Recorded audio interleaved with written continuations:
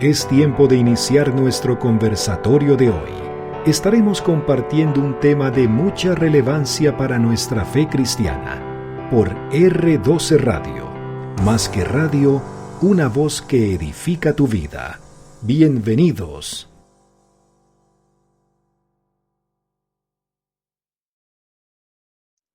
Muy buenas noches, sean todos muy bienvenidos a nuestro conversatorio del día de hoy. Somos R12 Radio, más que radio, una voz que edifica tu vida. Le damos la bienvenida también a todos aquellos que nos van a ver en diferido en las diferentes latitudes de Hispanoamérica.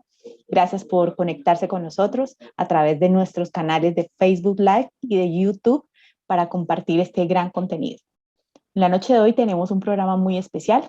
Tenemos una invitada muy especial. Viene desde Argentina con un tema muy importante, un tema de gran contenido ético y moral, pero sobre todo de principios. El principio más importante de todos, que es el principio de la vida. Nuestro tema de hoy, la eutanasia como cultura de muerte. Y para ello hemos invitado a Gretel Ledo. Y para que podamos escuchar un poco más acerca de ella, le doy la palabra a Marcela. Así es, Elaine, muchísimas gracias. De nuevo, muy buenas noches para todos. Es un privilegio para el equipo de R12 Radio volver a contar con la presencia de Gretel en nuestro programa. Recordemos que Gretel es abogada, politóloga y socióloga de la Universidad de Buenos Aires, es egresada del Carlos Pellegrini, magíster en Relaciones Internacionales de la Universidad de Bolonia y actualmente es candidata a diputada nacional por la Ciudad de Buenos Aires en partido Principios y Valores. Realmente es una líder inspiradora justamente para tener esta participación en política y tener una postura en estos temas relevantes en la sociedad actual, y nosotros como cristianos tenemos que tomar cierto protagonismo también al respecto. De nuevo, bienvenida Gretel a nuestro programa y pues sin más, vamos adelante con la entrevista.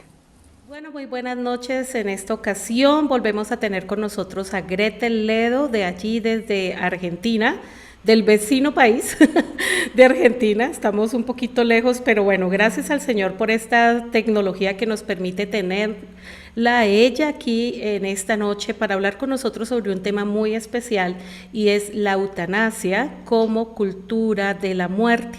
Hemos venido tocando unos temas, Gretel, muy especiales, y el último de ellos fue el aborto, el cual también hace parte, digamos, de esta temática. Y entonces, bueno, sin más, bienvenida, da un saludito a la audiencia en esta noche. Bueno, muchas gracias Claudia por la invitación siempre tan cordial, tan gentil. Y bueno, como estamos mencionando, esto hace parte también de una agenda, ¿no? Es una agenda globalista que después poco a poco vamos a ir desmenuzando, y la filosofía bajo el cual se monta es poder elegir el morir sin sufrir, ¿no? O bien libres hasta el final, ¿no? Son una de las campañas que se han levantado en este dilema que roza el cómo terminar los últimos días de la vida en un estado de padecimiento que ya no se puede soportar, cuál es la actitud que tiene que tomar no solamente los familiares, el cuerpo médico, sino el Estado, digamos, si el Estado va a penalizar o no va a penalizar, ¿no? Es un poco el dilema que se presentó en muchos países y ahora vamos a hacer un recorrido, pero vamos a empezar primero por la definición y para distinguir las distintas categorías entre lo que es la eutanasia, el suicidio asistido y la sedación terminal, ¿no? Que siempre obviamente el resultado final obviamente es la muerte de la persona que está en un estado que no puede llegar a soportar los niveles de sufrimiento, pero hay o no intervención directa del cuerpo médico y hay o no intervención directa del enfermo. En el caso de la eutanasia, fíjense que proviene del griego, eu significa bueno, y thanatos significa muerte, o sea, buena muerte, una especie de buena muerte que de alguna manera, desde un punto de vista ya sea científico, médico, va más allá obviamente, que tiene que ver con la buena muerte, y está en realidad vinculado lo que es la eutanasia a un proceso de aceleramiento hacia la muerte de esa persona que padece justamente, recién dijimos, una enfermedad incurable y se quiere evitar que siga sufriendo. Pero ¿qué pasa? Hay una intervención humana, hay una intervención justamente médica que va más allá del enfermo, o sea, existe un tercero que le provee y que actúa de manera directa sobre esa persona para que se termine su vida. O sea que hay una intervención directa del médico para acelerar esa muerte del paciente, que en algún momento va a llegar, pero interviene un médico. Eso es la eutanasia, ¿sí? Y también lo que dice la Real Academia Española, también habla de la muerte dulce, es una intervención deliberada para poner fin a la vida del paciente sin perspectiva de cura, ¿no? Y los médicos hablan de la muerte sin sufrimiento físico. Esa es la definición técnica de la Real Academia Española y también desde el punto de vista médico. Ahora bien, ¿qué diferencia hay con el suicidio asistido? El cuadro es el mismo. El paciente está en una situación de una enfermedad letal, hay un progreso de un cuadro que no evoluciona, hay un nivel de sufrimiento que ya no puede llegar a soportar, las medidas que se están tomando no pueden hacer que se continúe, digamos, con la vida de esa persona, y decide la persona terminar con su vida, hay una decisión. La diferencia entre la eutanasia y el suicidio asistido es que mientras en la eutanasia hay una participación e intervención directa a través de, digamos, algo que se le provee al enfermo, al paciente, para que termine de manera inmediata con su vida, en el suicidio es el propio, justamente la propia persona la que pone fin a sus días. ¿Cómo? A través justamente de la ingesta de un fármaco letal que es suministrado por el cuerpo médico. O sea, el cuerpo médico le suministra, pero que se digamos, el que consume de manera directa es la persona. O sea, la persona es la que realiza la ingesta de manera directa, ¿no? O sea, no hay una intervención del médico, sino que el propio enfermo. Igualmente, recordemos lo siguiente, que esto es importante. Tanto en la eutanasia como en el suicidio asistido es necesario que se preste consentimiento, o sea, el enfermo en realidad presta consentimiento. Lo que pasa es que en la eutanasia, digamos, el que interviene directamente es el médico. En el suicidio asistido es el propio enfermo convaleciente el que se autosuministra ese fármaco letal. Hay un caso en España, que seguramente a raíz de eso se hizo una película que llegó a ser nominada a los premios Oscar en el año 2005, que es el caso, bueno, la película es Mar Adentro, ¿sí? El caso de Ramón Sampedro, un gallego tetrapléjico que pasó 29 años reclamando el derecho a un suicidio asistido, ¿no? A partir de ahí se hizo una película, bueno, y ahí, bueno, es como que esa política, digamos, esa película, digamos, fue una especie de registro audiovisual de un caso verídico que suscitó una serie de debates en toda la opinión pública acerca de por qué en España se seguía, digamos, penalizando el suicidio asistido. Ahora vamos a ir viendo un poco la evolución. Bueno, entonces, recién hablamos de ese caso de suicidio asistido y después tenemos otra práctica que está vinculada a la sedación terminal.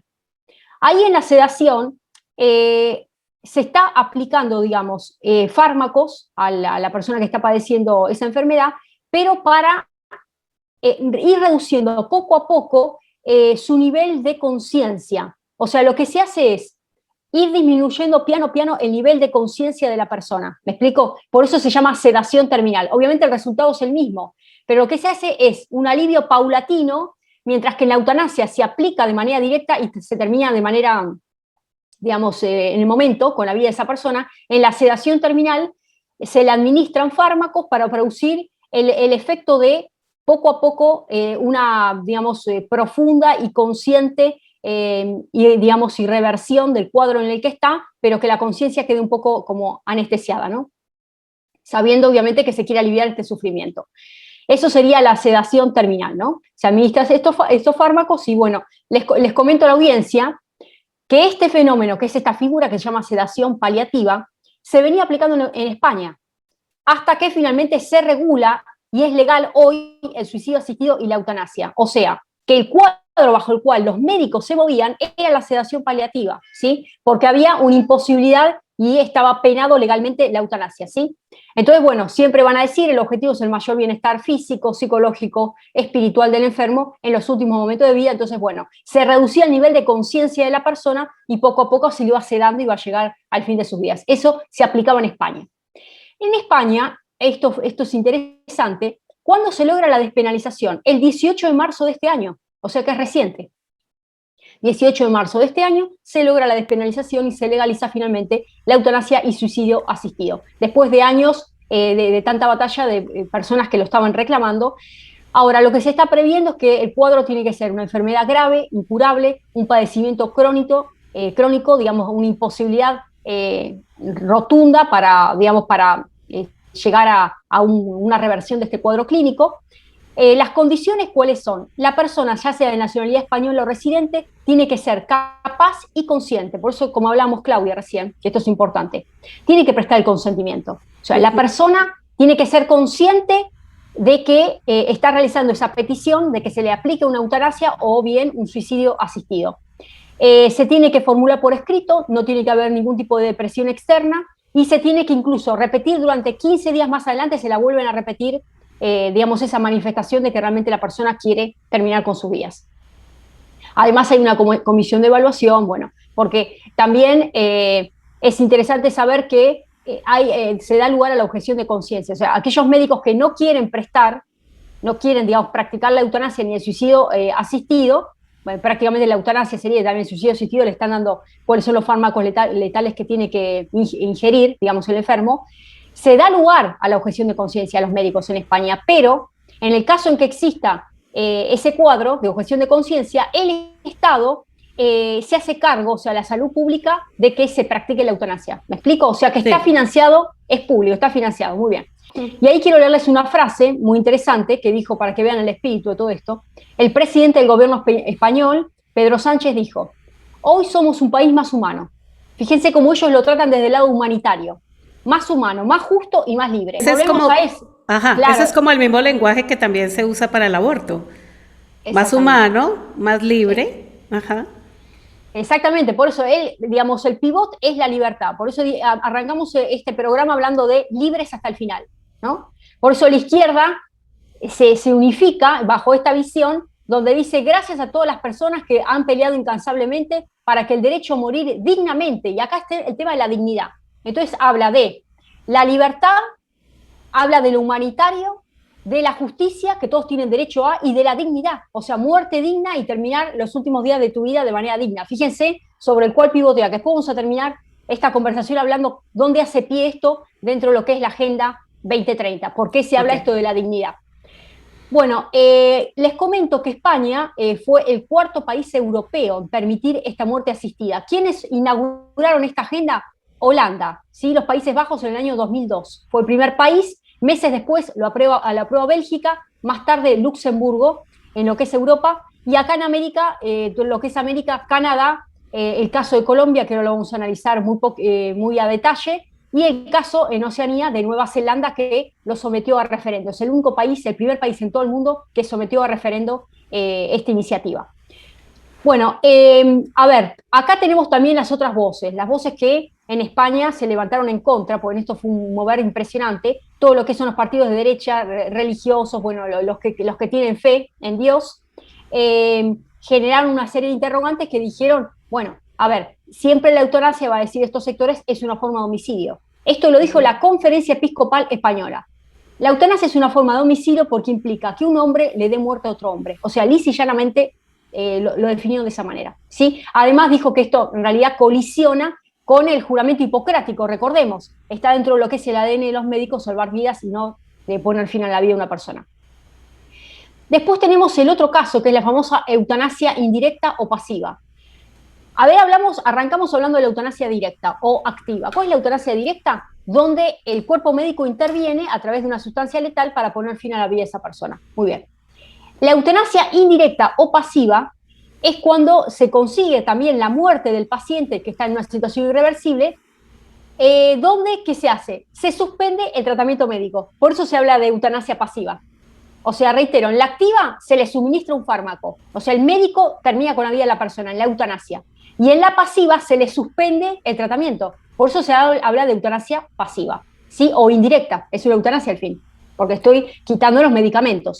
Muy bien, muy bien. Esa eutanasia, que es la indirecta o pasiva, es la que se está aplicando actualmente en Suiza, Alemania y Austria, ¿sí? En esos países de Europa. Por eso quería recalcar que hay diferencia con la eutanasia, porque recién arrancamos diciendo que el cuarto país de Europa es España y empiezan en el orden, arrancamos hablando justamente de Holanda, de Bélgica, ¿sí? Y de Luxemburgo. En cuarto lugar es España, como eutanasia legal y suicidio asistido. Y eutanasia pasiva o indirecta es Suiza, Alemania y Austria. Muy bien. También se reconoce con ciertas prescripciones el caso de la eutanasia pasiva en Suecia, Noruega, Dinamarca y Finlandia. Ahí yo les estoy hablando de Europa, podemos ir viajando. Ahora vamos a América. Vamos al caso de Canadá. En Canadá se declara legal, pero ellos lo llaman de esta manera, la figura la llaman asistencia médica para morir. Esto es en junio del 2016. Se legaliza justamente con el suicidio asistido este fenómeno que se llama asistencia médica para morir, ¿no? Los requisitos son, se tiene que solicitar 10 días antes de ponerse en práctica, la presencia de 2 testigos independientes, la aprobación de 2 médicos, tiene que hacer un conforme de parte del paciente, tiene que el paciente justamente prestar consentimiento de que no hay cura y que está en una base avanzada de sufrimiento. ¿Sí? Ese es el caso de Canadá.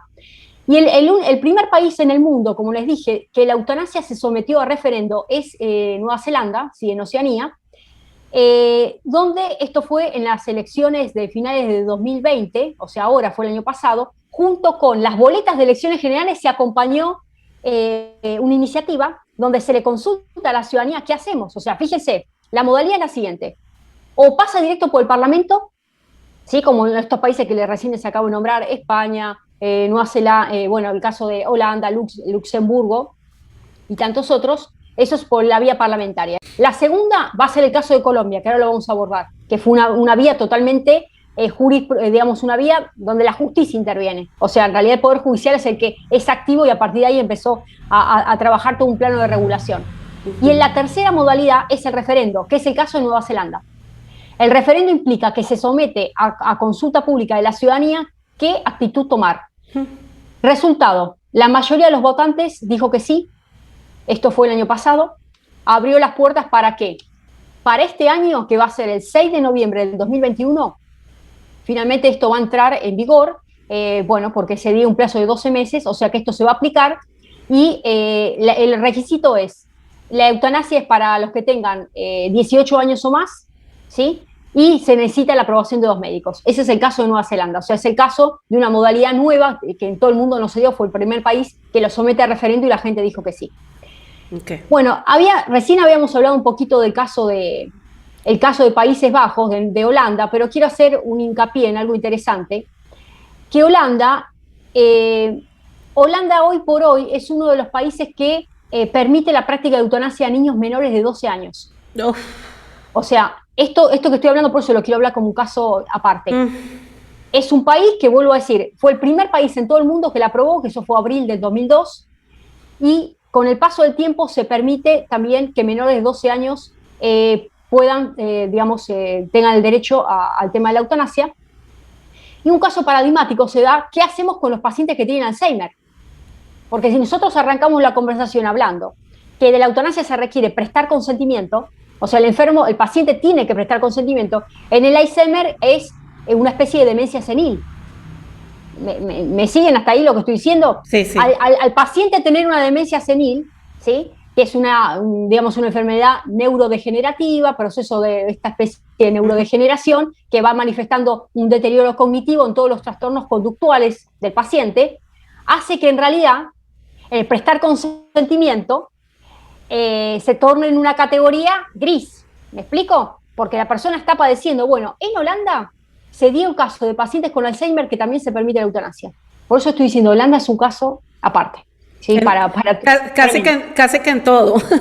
Casi que tremendo, en todo. Sí. Tremendo. Después le va a seguir Bélgica, que como también le siguió en la aprobación en 2002, ya aprobó la eutanasia para menores de 12 años solamente en casos de enfermedad terminal. O sea, Bélgica también lo aprobó. Caso Bélgica, ¿sí?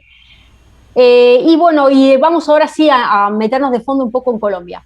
Okay. Bueno, Colombia tiene un caso muy, muy especial que está vinculado al contexto social en el cual fue evolucionando esta cultura, cómo se llevó la cultura de la muerte y este hastío, ¿no? O por lo menos las banderas que han levantado para llegar a este horizonte donde hoy por hoy se está hablando de Colombia como uno de los países que no está penado.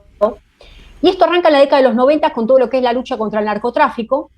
Hay un avance, digamos, en todos los derechos de las personas, y frente a este hastío empieza una especie de campaña de decir, bueno, vamos a reinscribir la Constitución, ¿no? ¿Y el lema cuál es? Una Constitución pluralista, respetuosa de los derechos individuales. Esto es en el año 1991. Y 6 años más tarde, en el año 97, se va a declarar la existencia del ser humano tiene que ser en condiciones de dignidad. Entonces, si hablamos de la condición de dignidad en vida, podemos hablar de la condición de dignidad de cómo parte de este mundo. Por eso se habla de la muerte asistida. Eso es en el año 97.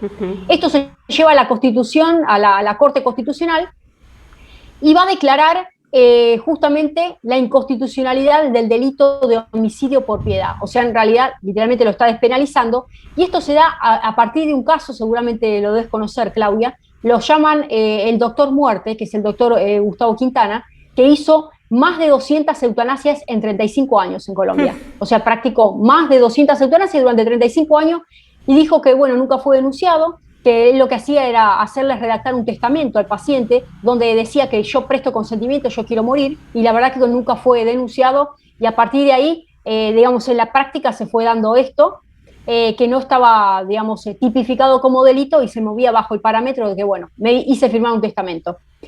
A partir de ahí, recordemos que hasta el año 2015, como les dije, existía esta famosa muerte asistida que era legal pero no estaba regulada. Como les dije recién, era legal, había una especie de vacío legal.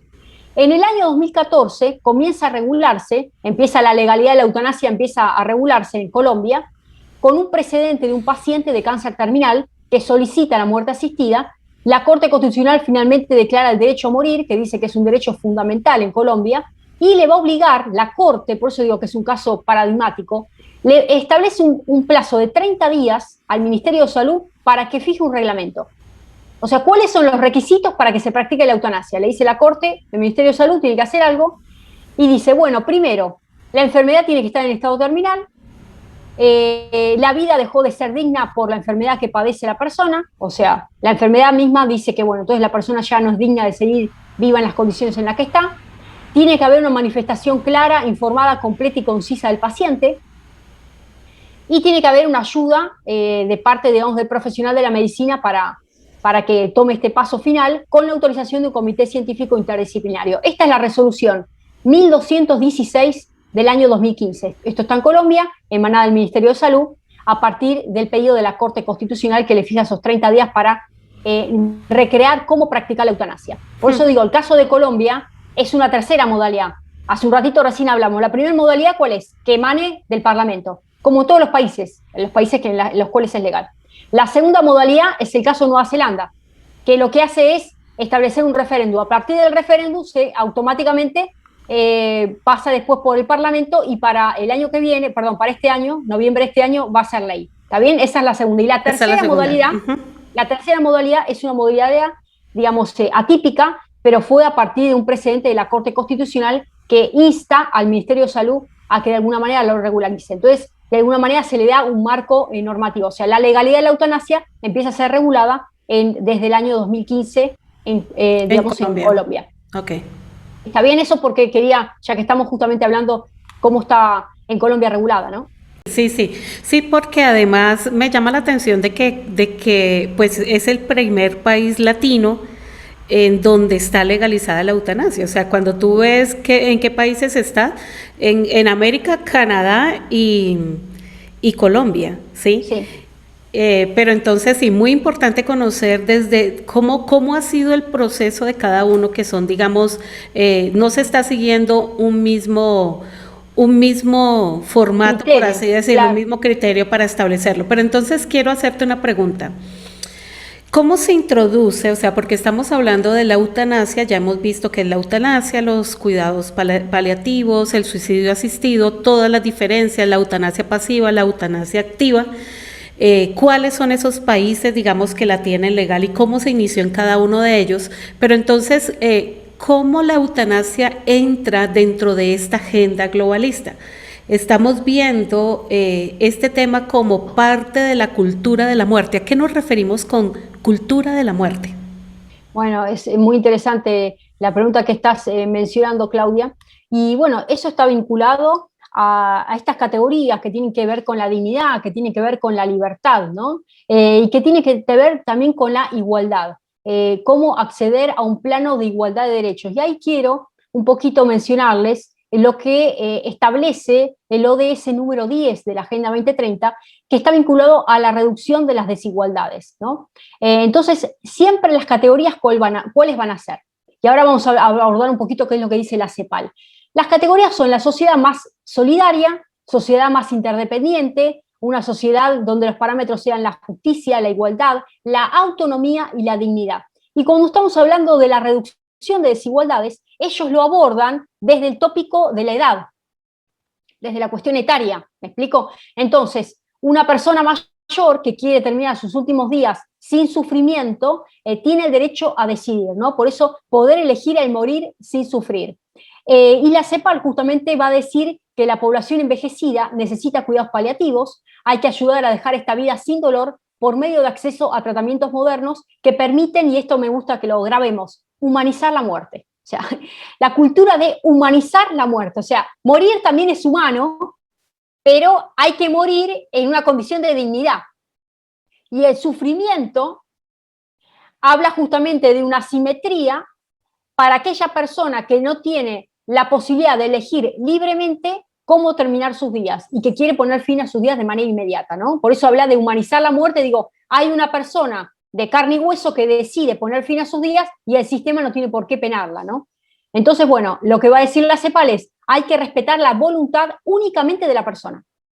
O sea, se concentra en la persona y no se ve el entorno, la familia, y lo que no se está observando aquí es la cuestión también legal, porque, a ver, cuando estamos hablando que algo se despenaliza, si uno se pone a pensar, hay una incidencia directa de parte, obviamente, del Estado, y hay una cultura de parte de la sociedad que termina dándole el visto bueno a una operatividad que sucede donde se pone en primer lugar el consentimiento de la persona, o sea, se pone en primer lugar justamente la decisión y la voluntad única de quien está enfermo, pero se obliga a la sociedad en su conjunto, a partir de una regulación del Estado, a aprobar esa decisión. ¿Me explico?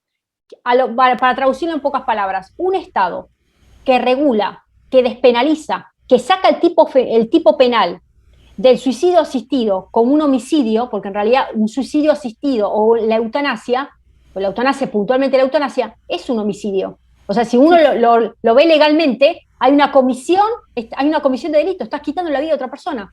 Vos me lo querés llamar con la decisión de la persona, prestó el consentimiento informado, está en una situación terrible, un cuadro clínico que no puede ser, pero hay alguien que está quitándole la vida a otra persona. Eso, legalmente, desde el punto de vista penal, o sea, del tipo legal, quitarle la vida a una persona es muy simple. De acá a la China se llama homicidio. Homicidio, ¿sí? Que eso fue un poco lo que dijo Perú para no aprobar la eutanasia, porque ellos decían, no, esto es un homicidio. Esto es un homicidio y lo nombraron homicidio. Claro. Ahora que estás diciendo esto, no sé si cabe, no sé si has visto un video que viene de parte de la ONU, donde las personas adultas, varias personas adultas comienzan a decir, a salir en un video y a decir, yo ya he vivido lo suficiente, quiero dejar esta tierra para otras personas, para mis hijos, para mis nietos, pero yo ya he vivido lo suficiente. The earth just cannot handle the sheer number of humans who live here. Something has to give. And I believe that it's up to us who have lived a good life to make sure that our children will have the opportunity to live good lives too. I have lived a good life. I have lived a good life. I have lived a good life. I have lived a good life.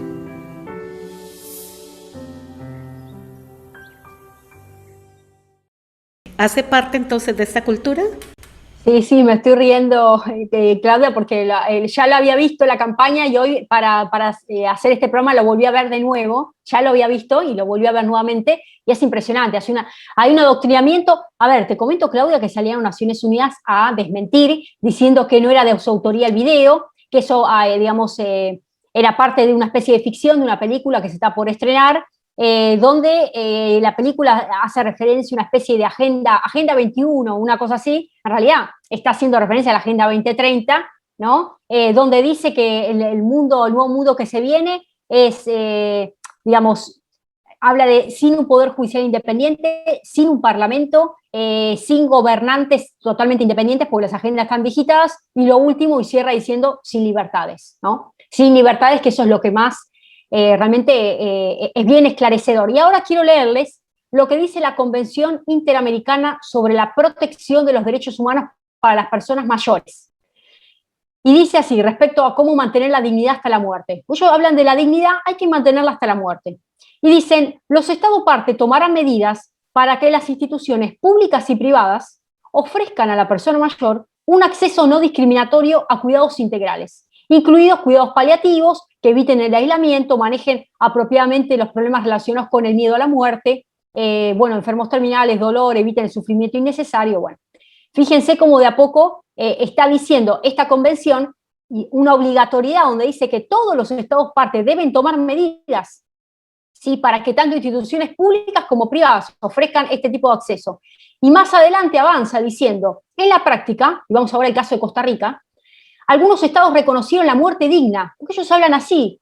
Habíamos hablado de muerte dulce, ¿se acuerdan cuando empezamos la muerte dulce? Bueno, acá muerte digna, como una especie de derecho, la protección requiere acceso oportuno y adecuado a los cuidados paliativos. Costa Rica, bajo la resolución 1915 del año 92, la Sala Constitucional reconoce el derecho a morir con dignidad como derecho de quienes, siendo conscientes que van a morir, escogen hacerlo sin dolor. O sea, estamos hablando ya de la Sala Constitucional en Costa Rica, donde hay una proyección de un aval a partir de esta declaración, donde se pone en primacía la decisión de quienes está padeciendo este cuadro, ¿no? O sea, escojo morir sin dolor, ¿no? Y tiene que ver con esto de la dignidad. La resolución reconoce además el derecho a la salud y el derecho a la vida, que tienen que ver justamente con una vida, cuya existencia, digamos, también está vinculada a la dignidad, con lo cual la muerte también vinculada a la vida, tiene que estar también en ese ámbito de decisión personal, ¿no? Tiene que ver con una decisión personalísima de cómo vivir y también de cómo terminar los últimos días de la vida, o sea, cómo morir, ¿no? Por eso digo, poder elegir morir sin sufrir. Esa es el leitmotiv, ¿no? Algo que dijiste al comienzo, el hecho de que sea un médico con este juramento hipocrático que ellos tienen, o sea, digamos que la parte médica está para salvar vidas, o sea, eso es algo, digamos, que hace parte del fundamento del médico, del ser del médico. Pero en caso del aborto y en el caso de la eutanasia, es como si, o sea, no sé cómo pueden conciliar estas dos partes. ¿Estamos aquí para traer la vida, para ayudar a conservar la vida, o estamos aquí para que la vida muera? Y entonces allí es donde digo una cultura de la muerte, porque dentro de esta cultura de la muerte prima el sentimiento bueno de la persona, o sea, prima si yo quiero, no importa si está mal, o sea, si yo quiero, es como debe hacerse porque es mi decisión, es mi cuerpo, es mi decisión, como también lo dicen en la parte del aborto. ¿Cómo lo ves tú en ese sentido? Sí, lo que vos estás mencionando, Claudia, en definitiva, todo se subsume en la decisión última del paciente, ¿no? O sea, que se deja, vuelvo a decir, esto colisiona con, primero, el fundamento hipocrático de los médicos, ¿no? Como dijimos, en el ADN de todo médico está salvar vidas y no terminar con la vida de una persona. Segundo, la crisis que va a rodear a la propia familia, porque, a ver, en un suicidio asistido, donde se le está proporcionando el fármaco, o aún en el caso de la eutanasia, la persona que realmente sufre toda esta situación muy de cerca es un familiar directo, ¿no? El esposo de esa mujer, ¿no? Digamos, la hija de una mamá, o sea, estamos hablando del círculo más íntimo de una familia, donde en definitiva, si todo subyace en esta especie de decisión casi egoísta del enfermo, decir, bueno, hasta acá terminé, bueno, pero hay un panorama, digamos, que hay un perjuicio directo, digamos, que choca, digamos, irresistiblemente hacia el dolor más personal que tiene el círculo que la rodea. El campo de la medicina, tú recién hablé de la familia, de los médicos, y vamos a la sociedad. Por eso arrancamos diciendo qué pasa cuando el Estado ya lo torna como legal. Hay una connivencia y hay un viso positivo de parte de la ciudadanía en su conjunto cuando esto se torna en una ley, ¿no? Y ahora quiero también compartirles cuáles son las alternativas que dicen los médicos a la eutanasia. Van a decir que la solución a estos sufrimientos en realidad no pasa por matar, digamos, a la persona enferma, o sea, sino que la solución pasaría justamente con tratamientos paliativos, ¿no? Matar nunca es la solución. Un suicidio van a decir es la medicina paliativa eficaz, que admita que existe una condición doliente del ser humano, pero ¿qué es lo que procura esta medicina? Controlar el dolor, ¿sí? Y el alivio del sufrimiento, pero no acelerar el cuadro de muerte, acelerar o directamente poner fin, digamos, a la vida de la persona. ¿Me explico? Entonces, la alternativa de la eutanasia tiene que ver con no la humanización de la muerte, sino con estos cuidados paliativos, que es una medicina eficaz que tienda a disminuir el grado de dolor y justamente rescate la esencia de la persona como ser humano, no como un objeto al cual hay que eliminar. Porque acá lo que se está eliminando no es el dolor, sino al paciente. Recordemos eso, en la eutanasia no se está eliminando. A ver, la medicina ¿para qué está? Para eliminar o reducir el dolor, pero no para eliminar a la persona. En la eutanasia se elimina a la persona, no se elimina, me explico, el dolor. Es como si nosotros tratáramos al ser humano como a un objeto. Compramos una licuadora y la licuadora tiene ese botón que ya no funciona, entonces la botamos a la basura. Y es algo como eso, bueno, ya yo no puedo vivir bien porque estoy cuadraplégico, yo quiero morir. Que ese es el caso de la película que te digo de suicidio asistido, que la presenta muy bonita, a tal punto de que las personas salen de allí pensando en el amor romántico que se dio allí, pero no se fijan en todo lo que eso está implementando en nuestra mente.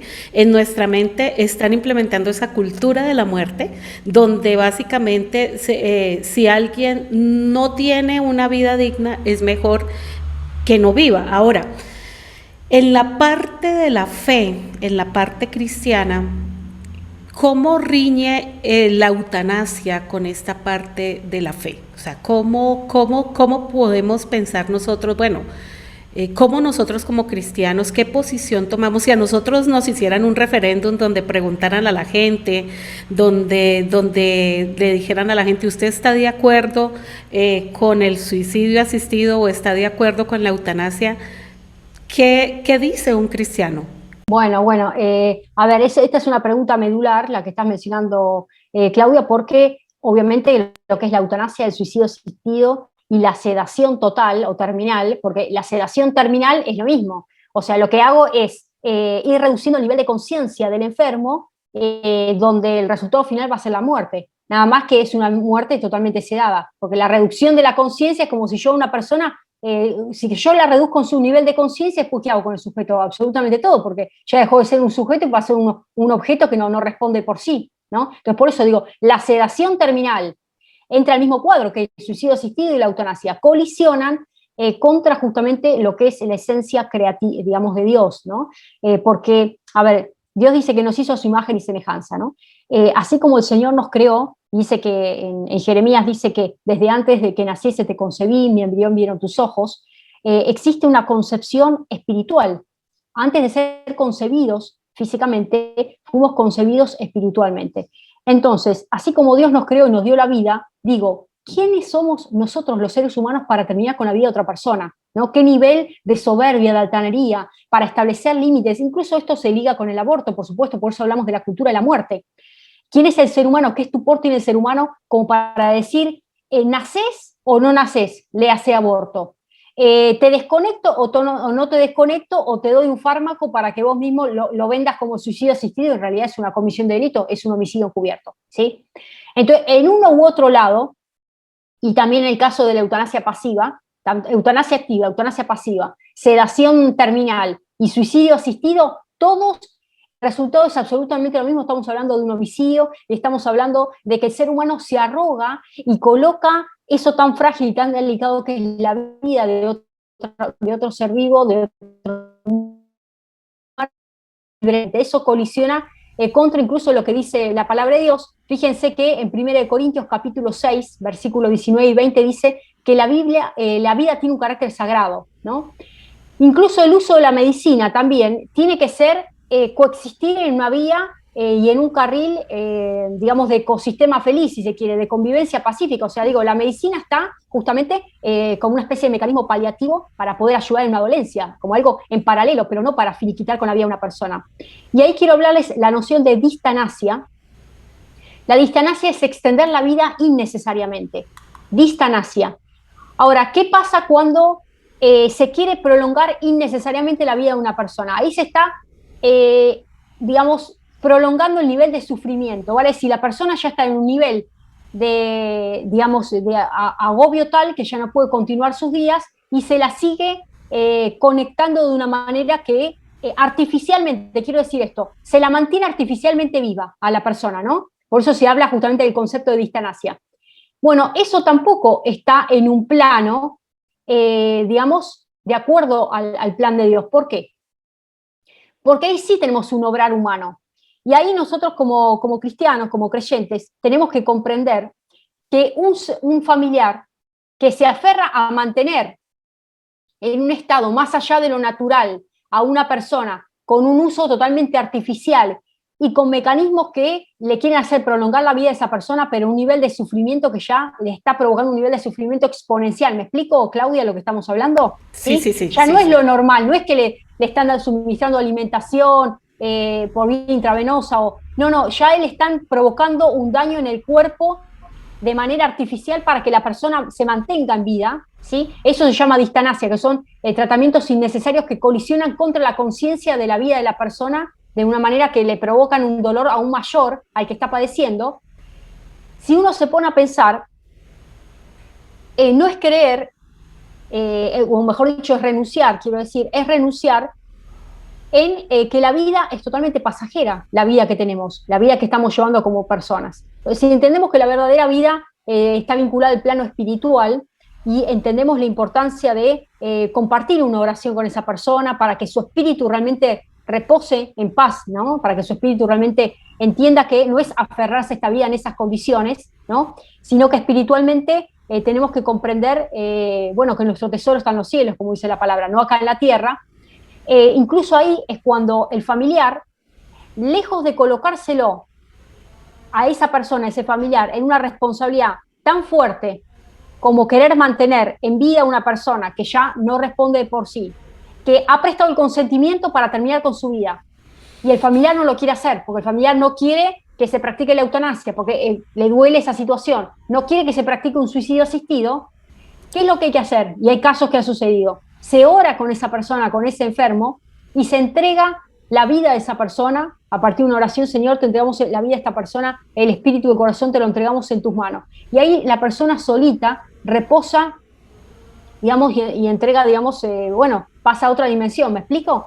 A lo que voy es, lejos de estar forzando a un familiar, al sistema médico y al sistema normativo, el sistema legal, para que ocurra y se acelere un proceso de muerte, hay que empezar a plantearlo desde el lado espiritual, no desde la muerte, sino desde la vida. Y tiene que ver con la vida espiritual. ¿Me explico? Entonces, cuando uno hace ese planteo, automáticamente, yo les aseguro, porque hay casos que se han estudiado, yo he leído casos de enfermos realmente terminales que no querían saber nada, que querían realmente, ya habían prestado consentimiento y no querían seguir vivos, y los familiares ya tampoco daban más con la situación, porque tampoco quería que se practique la eutanasia. Por eso digo, la colisión, el choque entre esas dos voluntades, no la voluntad. Por eso lo que plantea la Agenda 2030, CEPAL y demás, es que hay que velar por la única voluntad, que es la del paciente. No es la del paciente, es todo un cúmulo de voluntades que se ven perjudicadas, y más que nada los familiares. Entonces, ahí es donde el plano y el planteo tiene que ser espiritual. Esa persona hay que entregar, y como familia hay que entregar esa persona en manos del Señor, y automáticamente uno se libera digamos, de esa carga, incluso de la conciencia, porque el propio enfermo no quiere seguir viviendo, ¿no? Porque ya cuando una persona suelta la vida, ¿qué pasa cuando una persona suelta la vida? Yo estoy diciendo porque también lo he vivido muy de cerca esto. Cuando una persona suelta la vida, yo digo, no, ya está, esta persona no quiere continuar, no quiere seguir. Vos te das cuenta que la persona quiere seguir. Pero vos, ¿qué haces? Vos sentís una carga, porque es un ser que digo que lo amás tanto. ¿Y sabés por qué sigue ahí la persona? La persona sigue ahí porque vos la estás manteniendo. Porque vos no la soltaste, esa persona. Vos no la soltaste espiritualmente. Y ahí, ¿por qué es necesaria esa liberación? Porque la liberación implica descansar en Dios. Una persona, un ser querido que no suelta al enfermo, ¿sí? Aunque sea realmente muy, muy allegado, en el fondo se está colocando como Dios mismo. O sea que el ser querido, el familiar directo, dice, yo soy Dios, yo decido mantenerla conectada, yo decido si hago la eutanasia o no hago la eutanasia, si hace el suicidio, si hace la sedación terminal, si le sigo, aplicando tal y cual medicina y la persona está totalmente, pero martirizada, y eso por eso se llama distanasia. Entonces ahí también hay un egoísmo de la familia. Hay un egoísmo doble del paciente, egoísmo de la familia, y hay una espalda y una renuncia a lo que es Dios. ¿Sí? Ajá, ajá. Yo quería decir esto es porque dentro de lo que estamos viendo, la eutanasia habla de querer que la persona se sienta bien, de que la persona esté bien, y la distanasia también generalmente lo definen los seres más cercanos porque no quieren desprenderse de esa vida, entonces vamos a prolongar, entonces también actúa esa voluntad, pero como tú dices, ¿en dónde queda la voluntad de Dios? Entonces, cuando estamos viendo esta cultura de la muerte, qué bueno sería que nosotros pudiéramos tener una educación acerca de la muerte como parte natural de un ser humano y como dentro de ese, digamos, dentro de ese campo de acción de Dios. Por ejemplo, alguien que esté padeciendo una enfermedad terminal, pero Dios decide a última hora o en un momento dado que quiere restaurar a esa persona y quiere hacer un milagro en la vida de esa persona, pero esa persona no quiere ese milagro o no está esperando ese milagro porque sencillamente no quiere seguir sufriendo y acaba con su vida antes de que Dios pueda hacer ese milagro, cuando Dios puede hacer ese milagro. Pero ese es dejar el punto en las manos del Señor. Yo entiendo bien lo que tú estás diciendo es, aquí hay una lucha de voluntades y todo esto de la eutanasia y la distanasia y todos estos conceptos que tienen que ver con esta parte de la muerte, está primando mucho la voluntad del ser humano, sin tener en cuenta qué somos para Dios, quién es Dios en nuestra vida, cómo Dios nuestro Creador nos concibe a nosotros y que nuestra vida, como dice el Salmo 24, de Jehová es la tierra y su plenitud del mundo y los que en él habitan, nuestra vida le pertenece a Él. Entonces creo que está muy bien el poder ofrecer ¿cómo poder decirlo? Una alternativa a la eutanasia, una alternativa que vaya de acuerdo a aquel que fue el autor de nuestra vida. Sí, por eso nosotros arrancamos diciendo que la eutanasia, en realidad, como definición básica, es el hombre colocándose en lugar de Dios, ¿no? El hombre ocupando el lugar de Dios, el hombre diciendo, hasta acá terminan los días de esta persona. Entonces, cuando el hombre hace este movimiento de piezas de un tablero, imagínense la vida como una especie de tablero de ajedrez, y mueve las fichas a su piacere, digamos, mueve los hilos, ¿no? Los hilos que empiezan con un nacimiento y, digamos, y un deceso, automáticamente en realidad lo que subyace en esta Agenda 2030, agenda globalista, agenda totalitaria, es el lugar de Homo Deus, ¿no? La situación donde el hombre se coloca en creacionista. El hombre decide cuándo nace una criatura o no. El hombre decide a partir de qué mes se puede hablar de cómo practicar o no un aborto, ¿no? Entonces parece que yo decido cuándo se es más o menos persona a los tantos días, a los tantos, digamos, semanas o meses de vida. O sea, yo decido cuántos meses de gestación, cuántos horas, minutos y segundos, ahí es persona o no es persona. Digo, qué locura, ¿no? Estamos hablando ya de un plano de ilegalidad absoluta, porque bueno, si vamos a tocar el tema, pero digo, Argentina ha suscrito convenciones internacionales donde se protege el derecho a la vida desde la concepción, hay vida desde la concepción. Entonces, fíjense lo irracional, si estamos hablando que Argentina suscribió tratados que se protege la vida desde la concepción, o sea, Argentina tiene una cultura pro vida, ¿cómo vamos a hacer para legalizar la eutanasia? Que sería una cultura pro muerte, ¿sí? O sea, es la antítesis de lo que como país venimos bregando y hemos suscrito en materia internacional y a partir del artículo 75, inciso 22 y subsiguientes incisos que se han incorporado a todo lo que es el ordenamiento interno de nuestro país, ¿no? Con una jerarquía constitucional o supraconstitucional, depende de las teorías en las que la veamos, más internacionalista o constitucionalista. Pero lo que voy es, lo que va de fondo es esta filosofía del Homo Deus, ¿no? Del hedonismo exacerbado Y más de fondo de todo esto, porque ahora quizás no es el tópico para tomarlo, pero quiero que la audiencia se vaya con este concepto. Toda vez que nosotros vemos este tipo de agenda, sea en el caso del aborto, suicidio asistido, esta cultura de la muerte, en realidad subyace una categoría que está vinculada con la estrategia de cómo hacer para controlar el crecimiento poblacional, ¿sí? El nivel de crecimiento. Exacto, o sea, poder ver esto dentro de todo un marco donde hay todo, ¿cómo se puede decirle? Como varias aristas, varios bloquecitos que van componiendo ese deseo de que no haya esta sobrepoblación. Entonces hay que prevenir que haya sobrepoblación, pero también reducir la población. Ahí sí. Exactamente. Lo que estamos mencionando, Claudia, está vinculado a cómo hacemos en un mundo de distribución de la riqueza inequitativo, van a decir, donde los niveles de pobreza, pauperización, de miseria y de ausencia de igualdad de oportunidades, digamos, polulan por todas partes, cómo hacer para distribuir de manera más equitativa esos recursos. Bueno, a ver, los recursos son escasos, dice la economía, y las necesidades como son ilimitadas, ¿no? ¿Y por qué hay necesidades? O sea, ¿quién tiene necesidad? El ser humano.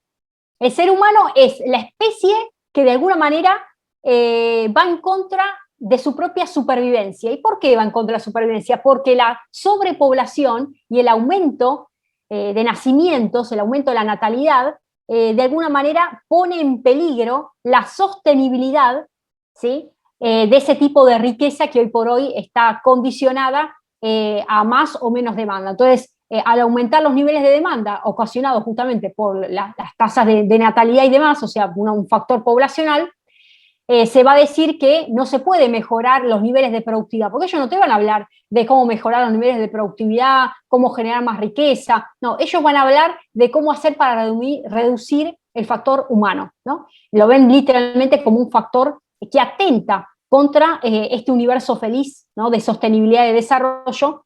Por eso hablamos del control poblacional, ¿no? Y bueno, estos son ya teorías que se han esbozado durante mucho tiempo, ya durante 1700 y pico, ya Malthus hablaba justamente de esta visión donde la población atenta contra el productivo, atenta contra estos niveles justamente de universo, digamos, más, digamos, ¿cómo puedo explicar? De armonía, ¿no? De armonía entre lo que son los recursos y las necesidades que, digamos, se imprimen a partir de los niveles de consumo humano, y hay que trabajar y pivotear sobre cómo controlar los niveles de nacimiento. Por eso, lo que subyace de fondo justamente en esta filosofía de la cultura de la muerte es no solamente disminuir la tasa de nacimiento, sino aumentar la tasa de defunciones, porque hoy la población pasiva, como la denominan ellos, constituye un peligro para la PEA, que es la población económicamente activa. O sea, hoy la población económicamente activa no es lo suficientemente engrosada como para garantizar los niveles de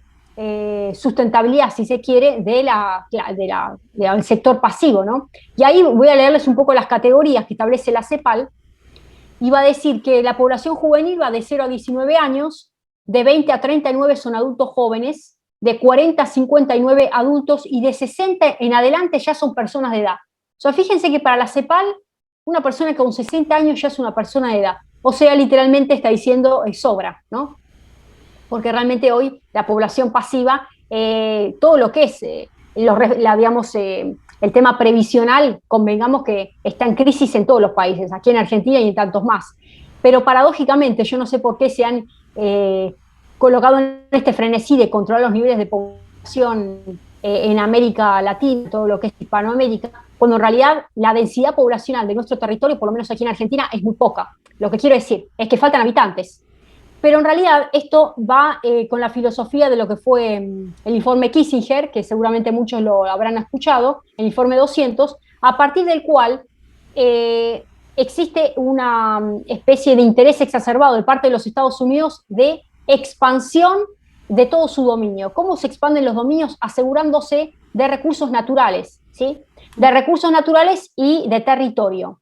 Entonces, el foco va a estar puesto en América Latina, va a estar puesto no solamente en América Latina, bueno, África y tantos países, tantos continentes, perdón, que de alguna manera garanticen la sustentabilidad y el crecimiento exponencial de los Estados Unidos de América. Entonces dije, bueno, vamos a disfrazarlo esto con dignidad, vamos a disfrazarlo con libertad, ¿no? Y vamos a crear políticas de esterilización, políticas de derecho a todo lo que es, bueno, planificación familiar, ¿sí? Ya lo que hablamos de planificación y también de derechos sexuales, esconde otra cosa, ¿no? Pero eso es un poco más ligado a lo que es el aborto.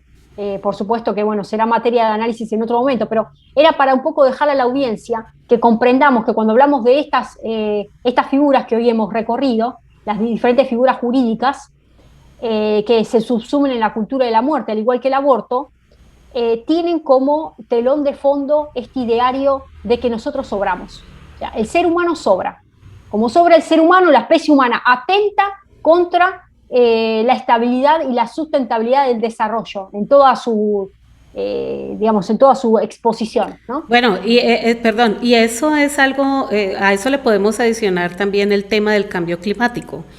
De todo este tema de que el país o el planeta, perdón, tiene muchos habitantes, esos habitantes generan demasiado desgaste de energía y por este desgaste de energía entonces estamos viendo toda esta parte del cambio climático, entonces se necesita esa reducción de la población.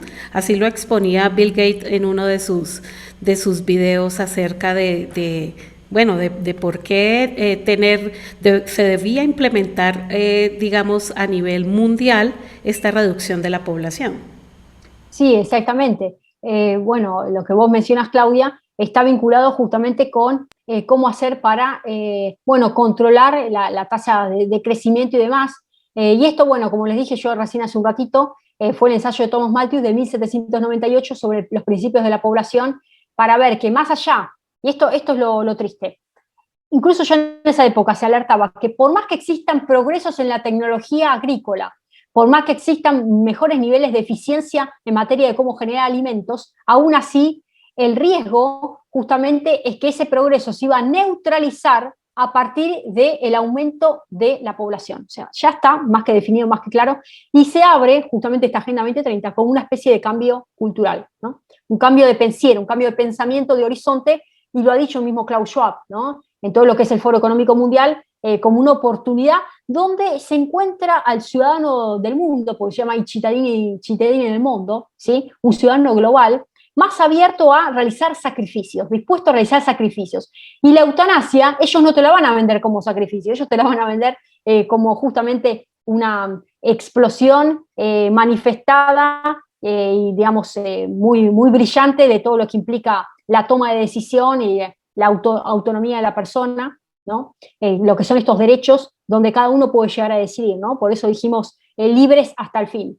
Y bueno, la verdad, digamos que todo esto se enmarca en esta filosofía que, lejos de estar respetando la esencia misma espiritual de una sociedad, de una persona, están avanzando sobre libertades individuales. Porque cuando hablamos de estas agendas, que son totalmente globalizantes, totalitarias, y que imponen regímenes de pensamiento, sistemas de creencia, se está abandonando la idea de un país independiente, un país libre, un país soberano. Cuando no existe libertad a la hora de trazar una constitución nacional, si recién arrancamos hablando que el artículo 75, inciso 22, 23, por lo menos en Argentina, contempla, donde se suscriben convenciones internacionales que se defiende el derecho de la vida, el derecho del niño desde la concepción, se abre el derecho de la vida y un sinnúmero de derechos, hoy existen agendas externas, agendas foráneas, que implantan a partir de programas, a partir de estrategias, a partir de líneas de financiamiento, políticas de Estado. Y esas políticas de Estado son totalmente autoritarias, totalizantes, globalizadoras, ¿sí? Y defenestran, digamos, cualquier tipo de autoridad de parte del soberano. El soberano es el pueblo, ¿sí? Entonces, el soberano ya va a la urna, a las elecciones, en realidad es una mentira. O sea, vivimos en una sociedad ficticia, en una democracia ficticia, ¿no? No solamente sucede en Argentina, sucede en tantas partes del mundo, ¿no? En Hispanoamérica en general. Entonces tenemos que estar alertas que toda vez que se anuncie una sociedad más sostenible, más equitativa, más igualitaria, o ellos lo van a vender eso, con más igualdad de oportunidades, autodeterminación, ¿sí? Libertades, en realidad se esconde otro universo de pensamiento que es lo contrario a lo que ellos manifiestan, que tiene que ver con lo totalizante. Debiéramos hacer algún momento un programa sobre todos estos términos, definición real de todos estos términos que están de moda, como el tener un mundo que sea sostenible. Bueno, ¿qué hay detrás de sostenible? ¿Qué hay detrás de progresismo? ¿Qué hay detrás de todos estos términos que ahorita mismo están modelando todo lo que es la geopolítica del mundo? Porque difícilmente se está escapando algún lugar de todo esto. Bueno, Gretel, yo quiero terminar con una pregunta para ti. Como candidata a diputada de tu partido, que es un partido cristiano, allí en Argentina, ¿qué es tu misión frente a toda esta temática al estar allí en ese lugar? ¿Qué es tu misión? Bueno, la verdad que yo vengo estudiando profundamente todo lo que está sucediendo a nivel geopolítico y cuál es el impacto que tiene puertas adentro en un país. Fundamentalmente, uno de los ejes centrales es trazar políticas soberanas, ¿no?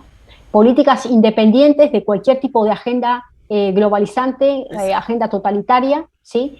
Por ejemplo, el tema de la ideología de género, que para mí, o sea, es aberrante que ningún papá, ninguna mamá pueda prestar, digamos, digamos, su negatividad frente a la enseñanza totalmente impostada a la hora de querer impartir contenidos formales. O sea, hoy por hoy aquí en Argentina, un niño que ingresa a un sistema escolar de enseñanza desde muy corta edad, ya hay contenidos de perspectiva de género en todos los sistemas de enseñanza y ni hablar en el sistema público.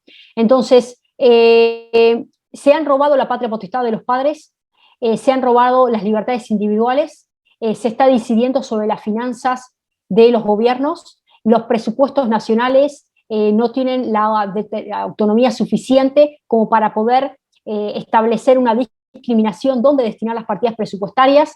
Hay porcentuales escandalosos vinculados a la ideología de género, hay cupos, ¿sí?, para lo que son las minorías sexuales y bueno, todo tipo de perspectiva de género. Lo que está sucediendo es una reconfiguración y una especie de reingeniería social, ¿no? No solamente a nivel de la persona como sujeto de derechos, sino que ya pasó a ser una especie de objeto sobre el cual se regula, sobre el cual se impone. Y creo que la agenda fundamentalmente que yo estaría justamente promoviendo está vinculada a volver a las libertades individuales, volver al respeto de lo que es un país soberano, ¿no? Y también fortalecer la economía interna de una nación, porque cuando no hay un fortalecimiento en materia productiva, no hay una agenda de matriz económica industrial también, ¿qué pasa? La moneda pierde su peso específico, y cuando la moneda no es sólida, empezamos a hablar de ausencia de credibilidad. Cuando hay ausencia de confianza en la moneda nacional, un país ya pierde soberanía. ¿Qué es lo que le está pasando a nuestro país aquí? Y ahí hablamos de los niveles también escandalosos de inflación, que son un impuesto directo hacia la capacidad adquisitiva de cualquier persona. Entonces, todo lo que está vinculado a esta agenda impuesta, que va en todas las caras. También aquí, hace muy poquito ya es legal el tema del aborto, y la batalla no está perdida, la verdad que no está perdida porque es totalmente ilegal. Estamos hablando de una ley que colisiona, se la vea por donde se la vea, con todo el marco normativo, ¿no?, que aprobó Argentina. Así que para nosotros la batalla no está perdida. Con el tema del aborto hay un montón de medidas que se tienen que adoptar. Bueno, tenemos proyectos de lo que está vinculado a la adopción prenatal, también a lo que es agilizar los plazos y los mecanismos para la adopción. El régimen de adopción en Argentina es totalmente vetusto. Para poder adoptar una criatura es gol en contra. O sea, no sé cómo sucederá en Colombia, pero por lo menos aquí sucede de esa manera. O sea, hay muchas cuestiones sobre las cuales trabajar y no estar bregando por una cultura donde, en definitiva, se está poniendo en primer lugar a la persona porque se ha fisurado la noción de familia. ¿Por qué? En la eutanasia, ¿quién es la persona más importante? El que presta consentimiento, el que está en una cama postrado. O sea, todo gira en torno a la voluntad de esa persona, ¿sí?, en la eutanasia. suicidio asistido y demás. En el aborto, ¿quién es la persona? La mujer. O sea, en la eutanasia se eliminó a los familiares, se elimina a la sociedad porque se le obliga a la sociedad a despenalizar una situación, se elimina a los médicos que prestaron el juramento hipocrático, ¿sí? Eso es la cultura de la muerte respecto a cómo terminar los últimos días de la vida. Y en el tema del aborto, ¿a quién se elimina? Se elimina a la persona, al sujeto de derecho, que es el por nacer, ¿sí? El niño por nacer, y se elimina el papá, porque al papá no se le pregunta si no está ausente con aviso, o sea, está eliminado el papá. O sea, la única que se le pregunta es la mamá. Basta con que la madre diga, acá terminó, me vengo, practico un aborto, firmo un papelito y se hace el aborto. O sea, que lo que prima en una y otra agenda es una persona. Se puso fin a la noción de familia, se puso fin a la noción de comunidad de valores, el sentido comunitario de lo que es vivir en sociedad. Hoy vivimos en una sociedad asocial, donde priman los intereses individuales, ¿sí? Las especulaciones, el hedonismo, la individualización creciente, o sea, marcos donde, vuelvo a decir, se resume en una palabra, homo deus, ¿no? Homo deus, la mujer se transforma en una especie de homo deus respecto a esa criatura, ¿sí? Y en la eutanasia también hay una especie de homo deus de decir, bueno, tiene derecho la persona que está terminando sus días de esa manera, pero bueno, hay otro universo por detrás, que no se está contemplando. Entonces, bueno, está claro que hay una especie de lucha y batalla cultural hegemónica por querer imponer un discurso, ¿no? Y ese discurso no es algo que lo vemos de manera negacionista o en agendas foráneas, no. Es una realidad del momento que baja con líneas de financiamiento interna a los países. No pasa solamente aquí. En España, lo que está pasando en España es el primer país donde lamentablemente es una especie de país de experimentación. O sea, se experimenta con la ciudadanía. Lo que está sucediendo en España es aberrante, ¿sí?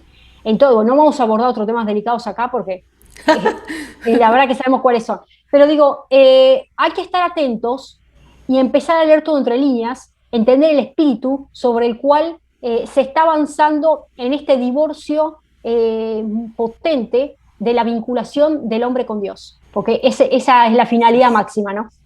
Bueno, Gretel, pues en realidad gracias por todo lo que nos has compartido en la noche de hoy. Como decía al principio, son temas muy relevantes en los que los cristianos tenemos que tomar protagonismo, posturas, y tenemos que defender lo que dicen las Escrituras y la palabra de Dios. Y realmente damos gracias a Dios por tu vida, por tu llamado, porque ha hecho de ti una líder inspiradora para todos nosotros, y nos has hecho ver cómo la política no es ajena a nuestra participación y que debemos justamente defender las Escrituras, o más aún volver a las Escrituras, saber y estar seguros qué es lo que dice Dios al respecto de estos temas y tener toda la seguridad y toda la fe para defenderlos. Así que muchas gracias, glorificamos a Dios por tu vida y gracias de nuevo por aceptar la invitación. Muchísimas gracias a toda nuestra audiencia que nos acompañó en la noche de hoy en este gran conversatorio con Gretel Ledo. No deje de compartir este mensaje, dele share por favor a través de todas las redes sociales que ustedes tengan, a todos sus amigos, familiares más cercanos, para que este contenido no solamente se quede con usted, sino que haga eco en las vidas de otras personas, que nos ponga a reflexionar. Por favor, también sigan a Gretel a través de sus redes sociales, a través de Instagram, @LedoGretel, o a través de su canal de YouTube, Gretel Ledo. Muchísimas gracias por habernos acompañado en este programa. Esperamos que haya sido un tema de gran bendición para ustedes y sus familias. Que el Señor les bendiga. Nos vemos en otra ocasión, en otro espacio, para que sigamos en todos estos conversatorios a través de R12 Radio. Dios te bendiga, Gretel. Bueno, muchas gracias, Claudio, por la invitación. Bendiciones. Gracias por compartir con nosotros nuestro conversatorio de hoy. Hasta una próxima oportunidad por R12 Radio. Más que radio, una voz que edifica tu vida. Que Dios les bendiga.